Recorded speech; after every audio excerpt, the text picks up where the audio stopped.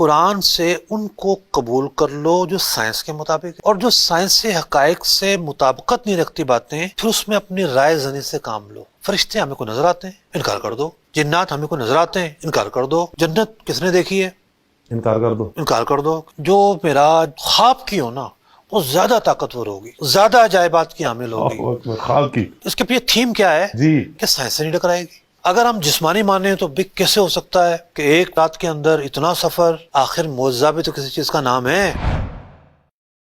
لوگ رائے کیوں قائم کرتے ہیں، اور پھر یہ قرآن کے اس اہم معاملے میں آ کر وہ لوگ اپنی رائے قائم کر رہے ہوتے ہیں؟ رائے قائم کرنے کی مختلف وجوہات ہوتی ہیں۔ ایک وجہ ہوتی ہے دانستہ اور ایک ہوتی ہے نادانستہ۔ اب جو نادانستہ ہے وہاں بھی ایک سوالیہ نشان ہے کہ آپ کی قلت علم کی وجہ سے ایسا ہوا ہے، آپ نے ٹائم نہیں دیا، وقت نہیں دیا، تقاضوں کو پورا نہیں کیا، آپ مفسر بن کے بیٹھ گئے۔ اور ایک ہے دانستہ، جی، جان بوجھ کر۔ جان بوجھ کر۔ پوری امت کا اتفاق ہے کہ نبی مکرم صلی اللہ علیہ وسلم آپ نے جو سفر معراج فرمایا جی اس کے 3 حصے ہیں۔ ایک حصے پر کسی کا اختلاف نہیں ہے کہ حضور اکرم علیہ السلام جسمانی طور پر مسجد الحرام شریف سے یعنی مکہ مکرمہ سے بیت المقدس تک گئے۔ جی ایک فکر پیدا ہوئی آج سے کوئی 200-250 سال پہلے ہندوستان میں۔ اس فکر کی ایک بنیاد تھی، ایک نظریہ تھا۔ وہ نظریہ یہ تھا کہ قرآن سے ان کو قبول کر لو جو سائنس کے مطابق ہے، اور جو سائنسی حقائق سے مطابقت نہیں رکھتی باتیں پھر اس میں اپنی رائے زنی سے کام لو۔ فرشتے ہمیں کو نظر آتے ہیں،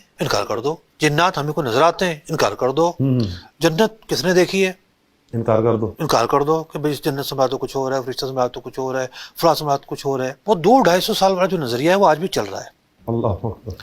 کمال کی بات یہ ہے کہ جہاں خود اپنی کمزوری ہوتی ہے ان چیزوں کو یہ صاحبان نظریہ کبھی بیان نہیں کرتے۔ پبلک ایشوز بیان کرتے ہیں، ہمیشہ پبلک کو رعایتیں دیتے ہیں، پبلک میں جو پاپولرزم جو ہے نا اس کو فالو کرتے ہیں۔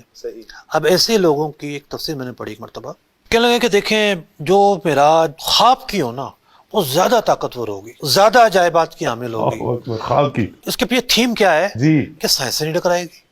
سائنس سے خواب ٹکرائے میں آپ گی۔ جو مرضی کر لیں۔ اگر ہم جسمانی مانیں تو بھی کیسے ہو سکتا ہے کہ ایک رات کے اندر اتنا سفر، ایک رات کے اندر حرام سے وہاں بیت جانا، المقدس تک۔ واپس آنا، وقت کا ٹھہر جانا، جی question mark question mark question mark. ارے جناب آخر معجزہ بھی تو کسی چیز کا نام ہے۔ جی آپ کو معجزات کا انکار کرنا ہے تو قرآن کو تو نہ بدلیں۔ جی۔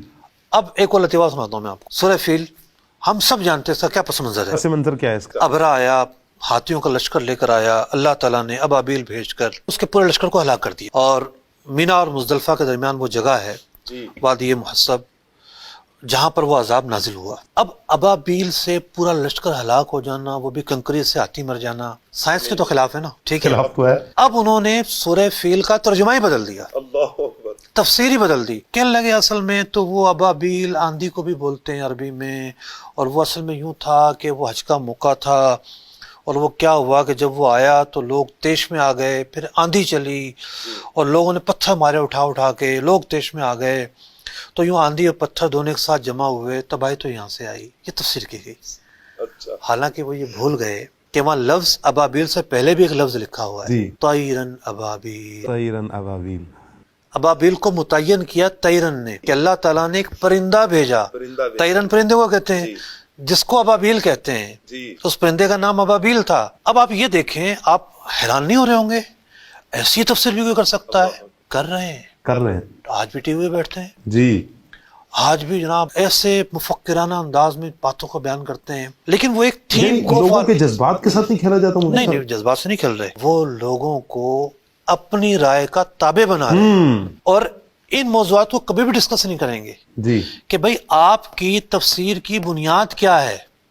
جی رائے سائنس کی مخالفت نہ ہو جائے۔ قرآن تو الہامی کتاب ہے، وہی پر مشتمل ہے، آپ تو معجزات کا انکار کر رہے ہیں، اور آپ نے تو قرآن کو بدل دیا ہے، قرآن کی معنی کو بدل دیا ہے، قرآن کے پس منظر کو بدل دیا ہے۔ اتنا بڑا ظلم، جی اتنی بڑی تحریف۔ اب آپ اندازہ لگائیے، آپ نے پوچھا تھا رائے زنی سے لوگ کیوں کام لیتے ہیں، جی تو اس کے پیچھے تھیوریز ہوتی ہیں، اس کے پیچھے نظریات ہوتے ہیں، تو یہ دانستہ معاملات ہیں۔